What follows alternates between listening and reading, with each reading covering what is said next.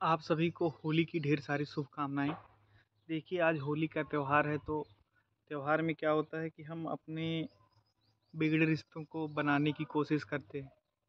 लेकिन होली का ऐसा त्योहार है कि इसमें रिश्ते बिगड़ भी जाते हैं। उसके पीछे का कारण यही है कि आदमी नशे में होता है, लोग जो है दारू, शराब, भांग ये सब खा कर के अपने पुराने दुश्मनी को फिर से जागृत कर देते हैं।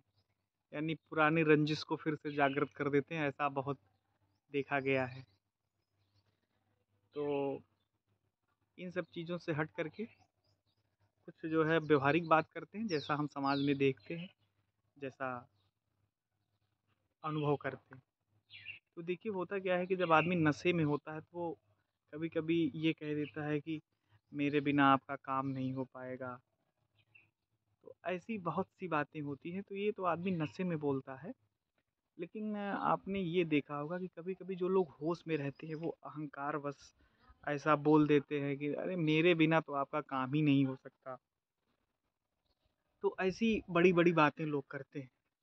तो मेरा इसमें यही कहना है कि देखिए इस दुनिया में जब ईश्वर ने भेजा है सबको, तो हर किसी का उन्होंने इंतज़ाम किया हुआ है।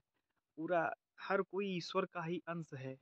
तो किसी के लिए किसी को ईश्वर के रूप में भगवान भेज देते हैं। तो आदमी को ये नहीं कहना चाहिए कि जो है मेरे बिना आपका काम नहीं चल सकता। इसको एक उदाहरण से समझिए कि ये समझिए कि किसी घर के बाहर कोई अपने जैसे जैसे स्ट्रीट डॉग हैं, पक्षियों के लिए आदमी पानी रख देता है। तो कोई एक घर पे है वो कहे कि अगर हम अपने घर के बाहर पानी नहीं रखेंगे तो पक्षी को पानी नहीं मिलेगा, डॉग्स को पानी नहीं मिलेगा। ऐसा हो सकता है कोई दूसरा किसी दूसरे के घर आदमी रख देगा पानी। ईश्वर जागृत कर देते हैं, उस संदेश भिजवा देते हैं, मतलब एक भावना ऐसी कर देते हैं। तो कहने का मतलब ये है कि आप जो है ये नहीं कह सकते कि मेरे बिना किसी का काम नहीं होगा। अर्थात कोई ये सोचे कि मैं अगर अपने घर के बाहर पानी नहीं रखूँगा तो चिड़ियों को पानी नहीं मिलेगा, कुत्तों को पानी नहीं मिलेगा, कोई न कोई रख देगा। वो इशारा भगवान कर देते हैं, क्योंकि हर कोई ईश्वर का ही अंश है। और ये सोचे कि कोई हम नहीं रखेंगे तो बारिश हो जाएगी। तो ये अहंकार नहीं करना चाहिए कि मेरे बिना किसी का काम नहीं हो सकता। तो ये सब चीज़ों का ध्यान रखना चाहिए, हमेशा नम्र और विनम्र रहना चाहिए और समाज में बहुत ज़्यादा घमंड, अहंकार ये सब चीज़ें नहीं करनी चाहिए।